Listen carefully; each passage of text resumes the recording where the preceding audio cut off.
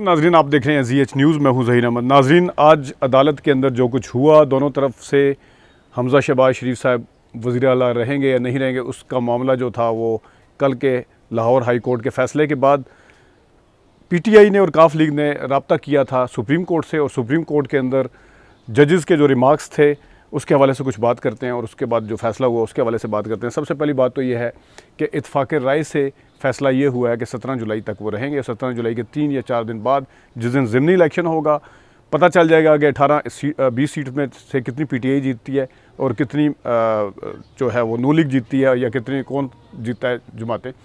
तो उस वक्त क्लियर भी हो जाएगा कि आया कि आने वाला मुस्तकबिल जो है वो किसका है, किस जमात का है। उसमें उस असम्बली में, मैं स्पेसिफिक इसी असम्बली के हवाले से मुस्तकबिल की बात कर रहा हूँ कि वो उसके अंदर वज़ीर आला की अक्सरियत किसको हासिल होगी। ये तो इत्फाक़ राय के साथ जिस वक्त सुप्रीम कोर्ट ने ज़िम्मेदारी डाली कि सियासतदान ख़ुद अपने मसले हल नहीं करते, तो ये अच्छी बात है, इसको अप्रिशिएट किया जाना चाहिए। फ्रीकैन की तरफ से मिल के बैठ के फ़ैसला हुआ है।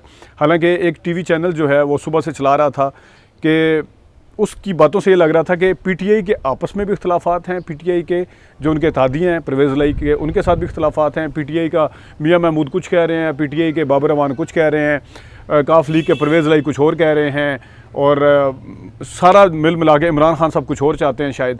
तो ये सारा मिल मिला के जो काम था वो इल्ज़ाम लगाया जा रहा था कि ये मसला शायद हल नहीं कर पाएंगे, लेकिन अच्छी बात यह है कि मसला हल किया है। अब आते हैं थोड़ा सुप्रीम कोर्ट की तरफ। सुप्रीम कोर्ट ने, ठीक है, अक्लमंदी इसी में होती है कि फ्रीकैन को दे दिया जाता है टाइम, या उनको बता दिया जाता है कि आप मामला हल करें, लेकिन अगर फ्रीकैन मिल के मसला हल ना कर सकते तो ला महला मुमकिन तौर पर, बल्कि यकीनन ये मसला हल करना था सुप्रीम कोर्ट ने कि उसको क्या करना है, अब इसका मुस्तकबिल क्या है।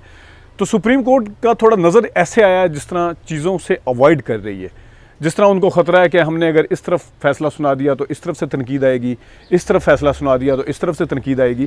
तो अदालतें जो होती हैं वो ये चीज़ें नहीं देखती। अदालतों का काम है, अदालतों का मकसद तभी होता है कि दो फ्रीकैन के दरमियान में कोई मुतनाज़ा मामला है, कोई मसला हल नहीं हो पा रहा, तो आप मसला हल करते हैं। ठीक है, बदी नज़र में उनका ये मानना था कि फ्रीकैन मिल के हल करें मसला, और मसला हल हुआ।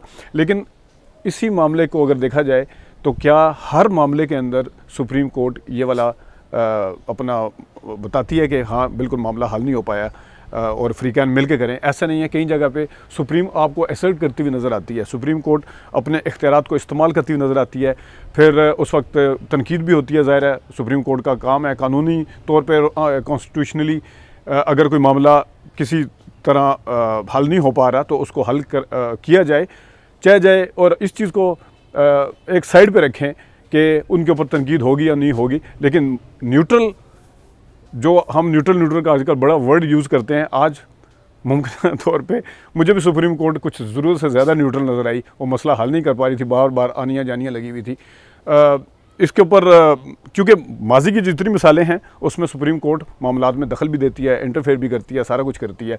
लेकिन अब शायद वो तनकीद से डर रहे थे, शायद वो किसी भी अगर मामला देखें कानूनी तौर पे, कानून क्या कहता है, आइन क्या कहता था, अगर मामला हल ना होता तो इनको एक तरफ जाना ही जाना था।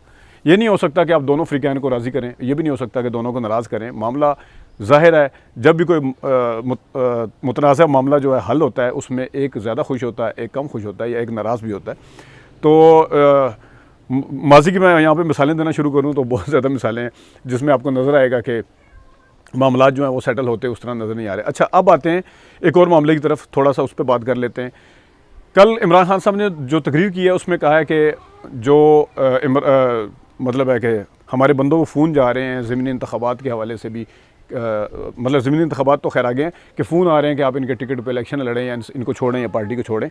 तो बाद एक TV एंकर ये भी कह रहे थे कि पता नहीं इमरान खान साहब के अपने बंदे जो ज़मीनी इलेक्शन लड़ रहे हैं, उन्होंने कहा जी इस टाइम ये बात नहीं करनी चाहिए थी क्योंकि आगे ज़मीनी इलेक्शन आ रहा है, इस तरह तो लोग भी मुतनफ़र होंगे, वोटर भी मुतनफ़र होंगे कि पता नहीं इस पार्टी को वोट देना चाहिए या नहीं देना चाहिए, इनके तो न्यूट्रल भी ख़िलाफ़ हैं।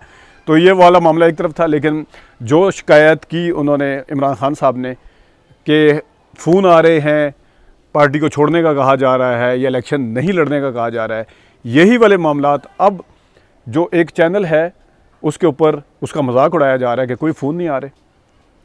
उन्होंने तहकीकात की हैं या नहीं की, क्योंकि इमरान खान कह रहे हैं तो लिहाजा कोई फ़ोन नहीं आ रहे। यही बात अगर मरीम नवाज़ करती, जो कि JIT के दौरान में, जो कि पनामा केस के दौरान में वो ये सारी बात करती थी, तो उस वक्त बिल्कुल जिस तरह कहते हैं कि अंधों की तरह बगैर तहकीक किए ईमान ले आते थे उनकी बातों पे कि व्हाट्सएप पे JIT बन रही, जी व्हाट्सएप पे बन रही है, जी हमें फ़लानी जगह से आया है, फ़लाने ने JIT के फ़लाने मेंबर को ऐड कर दिया है, फ़लान जज जो फ़लान के साथ मिला हुआ निगरान क्यों बना दिया है, वो सारा इन साफ़ियों के नज़दीक डबल स्टैंडर्ड चेक करें। सेम वही बात अब कोई और कर रहा है, तो इनकी पोजीशन इस तरफ चली गई है। उस टाइम वो यही वाली बात कोई और कर रहा था, तो उस टाइम इनकी पोजीशन यही थी। बात सेम है क्योंकि शख्सियात मुख्तलिफ हैं, इस वजह से उनकी पोजीशनें चेंज हो गई हैं।